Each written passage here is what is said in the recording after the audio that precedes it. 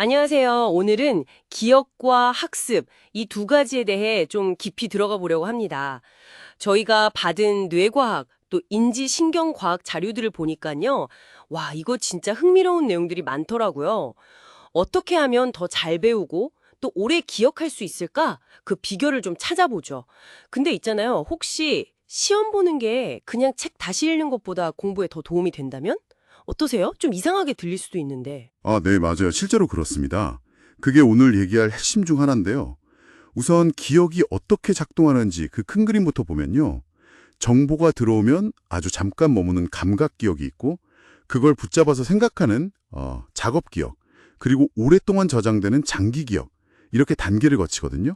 아, 단계가 있군요. 감각, 작업, 장기 기억? 네. 우리가 보통 공부에서 외운다 할 때 중요한 건 그 장기 기억 중에서도 뭐랄까, 사실이나 사건에 대한 서술 기억이에요. 뇌에서는 그 내측 측두엽, 특히 해마라는 부분이 이걸 저장하는 데 아주 중요합니다. 뭐 도서관 서고 같다고 할까요? 해마요? 네네. 그럼 기억에도 종류가 있다는 거네요. 단순 암기랑 좀 다른. 나이 들면서 기억력 좋아진다고 하잖아요. 특히 좀 복잡한 기억들이요. 이건 뇌 어느 부분이 발달해서 그런 거예요? 네, 맞습니다. 예를 들어 뭘 봤다 같은 단순한 사실 기억은 좀 어린 나이에도 괜찮은데 언제, 어디서 그걸 봤지? 이런 식으로 여러 정보가 막 엮인 복잡한 기억, 이걸 일화 기억이라고 하거든요. 이건 청소년기까지 쭉 발달해요. 아, 일화 기억이요? 네, 이게 왜 그러냐면 뇌에서 약간 관리자 역할, 이걸 하는 전전두피질, PFC라고 부르는 부분이 있어요. 이 부분이 서서히 발달하거든요. 이 PFC가 작업 기억이랑 장기 기억 사이의 정보를 이렇게 잘 주고받게 조율하고 계획 세우고 전략 쓰고 이런 걸 담당해요. 아하, 그 PFC가 중요하군요. 그렇죠. 나이가 들수록 이 PFC랑 아까 말한 기억 저장소, 내측 측두엽, MTL 사이의 연결이 더 튼튼해져요. 그러면서 복잡한 기억 처리가 더 효율적으로 되는 거죠. 그러니까 단순히 기억 용량이 커지는 게 아니라 뇌의 어떤 관리 능력, 이게 좋아지는 거네요. 아, 그리고 사전 지식이 많아지는 것도 도움이 된다고 하셨죠? 네, 맞아요. 아는 게 많으면 새로운 정보를 기존 거에 이렇게 연결하기가 훨씬 쉽잖아요. 그리고 또 반복 연습, 그러니까 리허설이나 뭐 의미를 부여하는 정교화, 또 체계적으로 정리하는 조직화 같은 학습 전략들, 이런 전략을 잘 쓰는 능력, 그리고 내가 뭘 알고 뭘 모르는지 아는 거, 메타인지 능력, 이것도 중요해요. 메타인지, 아, 자기 자신을 아는 능력. 네, 이것도 주로 PFC 발달이랑 관련이 깊습니다. 근데 진짜 흥미로운 건 이런 전략을 배우고 막 훈련하면요, 어린이들이나 심지어 노인분들도 뇌활동이 꽤 개선될 수 있다는 연구도 있어요. 와, 훈련으로도 개선이 가능하다니 다행이네요. 그럼 뇌 발달도 중요하지만 결국엔 어떻게 공부하느냐. 이게 진짜 중요하겠는데요. 아까 잠깐 나왔는데 시험 보는 게 그냥 복습보다 더 효과적이라는 거요.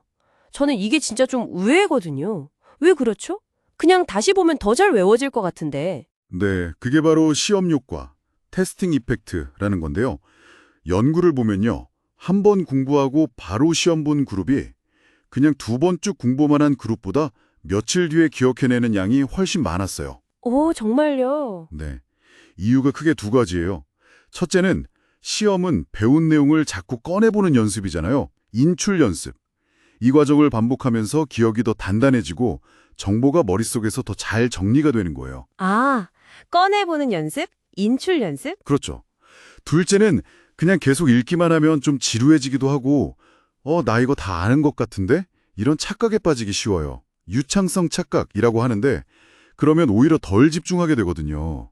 근데 시험은 어쩔 수 없이 적극적으로 뇌를 써야 하잖아요. 아, 그렇군요. 막연히 안다고 생각하는 걸 막아주는 거네요. 그럼 피드백, 그러니까 정답 확인 같은 거 없어도 효과가 있는 거예요? 네, 피드백 없어도 효과가 나타나요. 물론 피드백이 있으면 효과가 더 커지긴 하고요. 와, 단순히 확인하는 게 아니라 기억을 더 강하게 만드는 과정이었군요.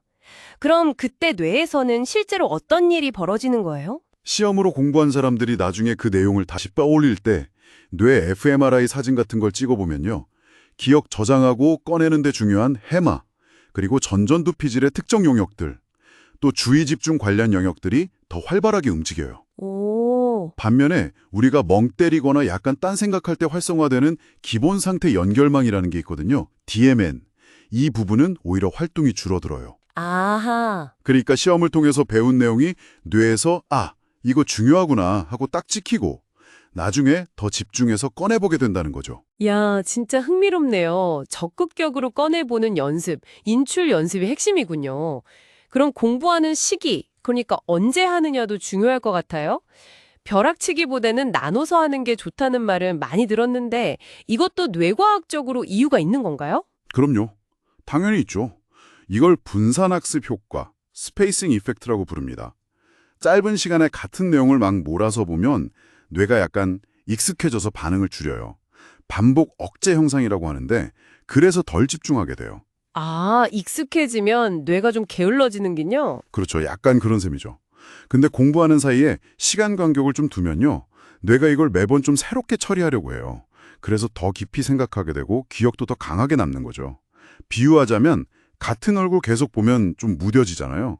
근데 시간 간격을 두고 보면 저 사람 하고 더 잘 알아보는 거랑 좀 비슷해요. 아하, 그렇군요. 결국 꾸준히 적당한 간격을 두고 하는 게 뇌를 더 효율적으로 쓰는 방법이네요. 이게 뭐 특정 과목에만 그런 건 아니겠죠? 수학이나 영어 다 마찬가지인가요? 네, 그럼요. 언어, 수학, 과학, 과목 상관없고요. 나이도 상관없이 아주 광범위하게 나타나는 정말 기본적인 학습 원리예요. 심지어 동물 실험에서도 관찰될 정도니까요. 와, 정말 기본적인 원리군요. 그럼 이 시험 효과랑 분산 학습 효과, 이 원리들을 실제 우리 학습 현장, 예를 들면 학교 수업 같은데 어떻게 적용해 볼 수 있을까요? 일단 부담 없는 쪽지 시험이나 퀴즈를 자주 보는 게 좋아요. 점수 매기는 용도가 아니라요. 예를 들어 수업 시작하기 전에 지난 시간에 배운 거 잠깐 퀴즈로 풀어본다든지 아니면 수업 중간에 방금 배운 거 바로 확인하는 거죠. 아, 복습 겸 확인 퀴즈. 네, 중요한 건 시험을 그냥 평가 도구로만 생각하는 게 아니라 그 자체가 아주 훌륭한 학습 도구라는 인식을 갖는 거예요. 그리고 또 분산 효과를 활용하려면 내용을 배우고 바로 시험 보는 것보다는 좀 시간 간격을 두는 거죠. 예를 들어 2단원 배우는 중간에 1단원 내용을 다시 시험 본다든지요. 당장 성적은 좀 낮게 나올 수 있어도 장기적으로 보면 기억에는 훨씬 더 효과적입니다. 네, 시험에 대한 생각을 좀 바꿔야겠네요. 평가가 아니라 학습 과정의 일부로. 오늘 이 시험 효과랑 분산 학습, 이 두 가지만 잘 활용해도 공부 효율이 정말 많이 오를 것 같은데요. 네, 그렇죠. 마지막으로 이런 생각도 한번 해볼 수 있을 것 같아요. 시험이 정보를 꺼내고 다시 정리하면서 기억을 강화한다고 했잖아요. 그럼 혹시 내가 배운 내용을 다른 사람한테 한번 설명해 보거나 가르쳐 보려고 의도적으로 노력하는 건 어떨까요? 꼭 실제 사람이 아니더라도요. 벽 보고 하든 인형 놓고 하든. 아, 가르쳐 보는 거요? 네, 어쩌면 시험 보는 거랑 비슷하거나 뭐랄까 경우에 따라서는 더 강력한 학습 효과를 얻을 수도 있지 않을까요? 한번 시도해 볼 만한 꽤 흥미로운 질문이라고 생각합니다.